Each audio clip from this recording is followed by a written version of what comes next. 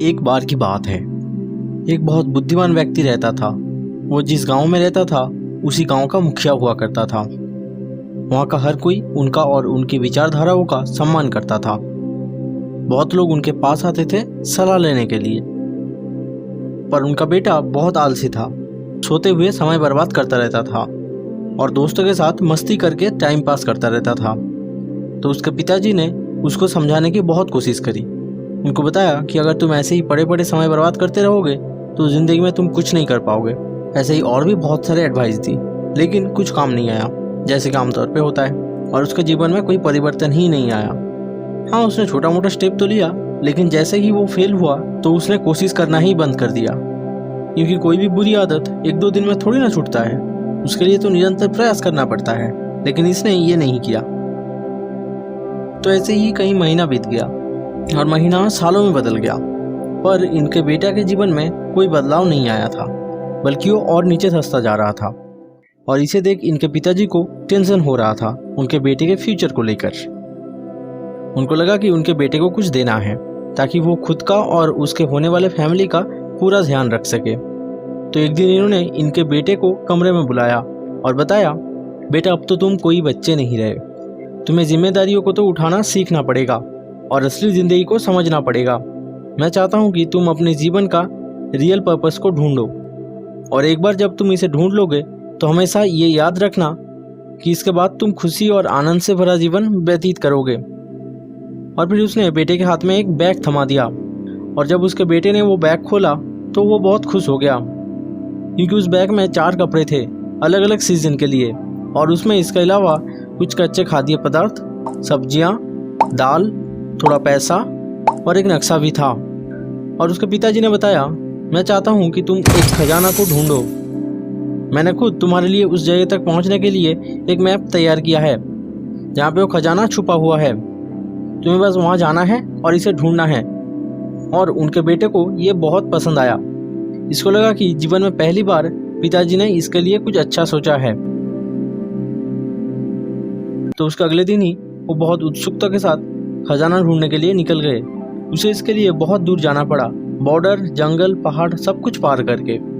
दिन बीतता गया, हफ्तों बीतते गए, महीने बीतते गए, और रास्ते में उसका मुलाकात बहुत सारे नए लोगों के साथ हुआ। और बहुत सारे लोगों ने भी उसे हेल्प किया, किसी ने खाना देकर तो किसी ने रहने की जगह देकर, और साथ ही साथ कुछ लोगों ने उसे लूटने की भी कोशिश करी और कुछ लोगों ने उसे धोखा भी दिया।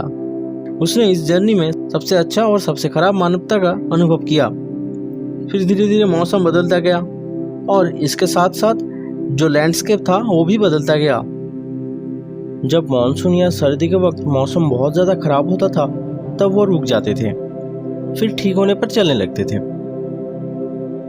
फिर सालों सफ़र करने के बाद फाइनली वो उस डेस्टिनेशन पे पहुंच गया जहां वो खजाना छुपा हुआ था। वो एक चट्टान था। मैप में दिख रहा था वो खजाना उसी चट्टान में एक पेड़ के नीचे छुपा हुआ है। फिर वो उसी पेड़ के नीचे मिट्टी को खोदने लगे और ढूंढते रहे। नीचे, बाजू में, आसपास हर जगह ढूंढ लिया, लेकिन कुछ नहीं मिला। इसने लगभग 2 दिन वहीं पे खजाना ढूंढते हुए बिता दिया, और तीसरे दिन तक थक हार के उसने लौटने का फैसला किया। पिताजी के झूठी बात पे विश्वास करके वो बहुत निराश हुआ और फिर घर के रास्ते में निकल पड़ा।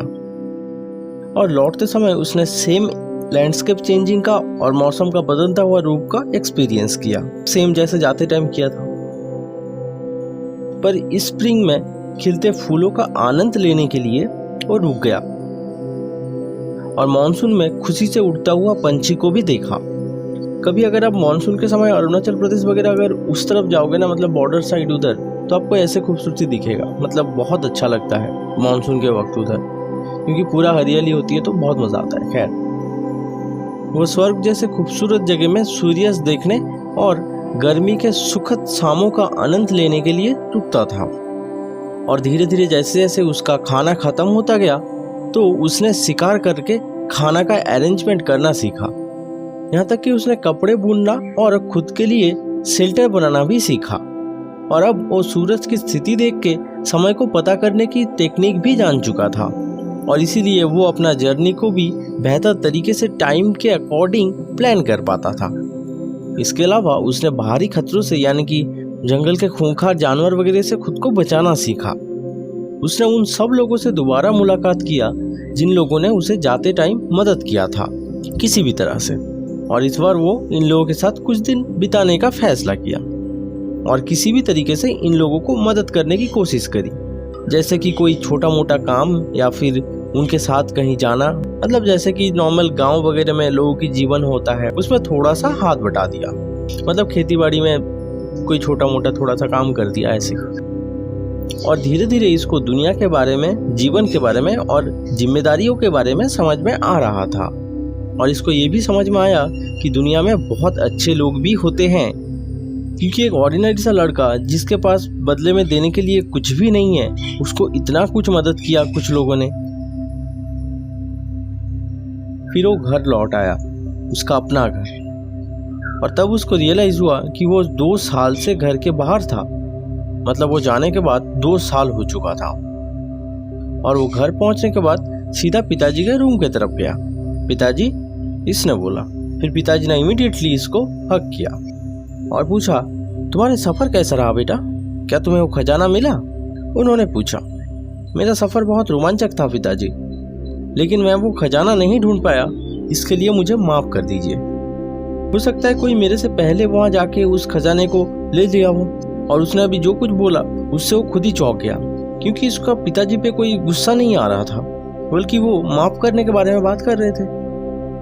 फिर उसके पिताजी ने बोला, पहली जगह पे कोई खजाना नहीं था बेटा। पिताजी ने मुस्कुराते हुए ये जवाब दिया। तो आपने मेरे को वहाँ पे क्यों भेजा ढूंढने के लिए? बेटा ने पूछा। मैं पक्का तुम्हें इसका कारण बताऊंगा, लेकिन सबसे पहले तुम मुझे ये बताओ बेटा कि तुम्हारा सफ़र कितना अच्छा था वहाँ तक पहुँचने का? क्या तुमने एंजॉय किया? बिल्कुल नहीं पिताजी, मेरे पास बिल्कुल भी समय नहीं था। मैं बहुत जल्दी में था कि कहीं कोई और ना मेरे से पहले आके खजाना लूट ले जाए, इसीलिए मैं काफ़ी जल्दी में था जाते समय। पर मेरे वहाँ से वापस लौटने का सफ़र बहुत बढ़िया रहा और मुझे बहुत मज़ा भी आया।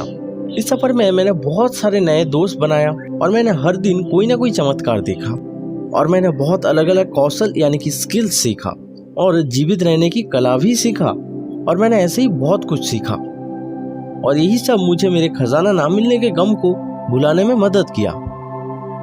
बिल्कुल बेटा, मैं चाहता हूँ तुम अपने जीवन को एक गोल के साथ जियो, और अगर तुम सिर्फ अपने गोल पर फोकस करते हो तो तुम जीवन के असली खजाने को मिस कर दोगे।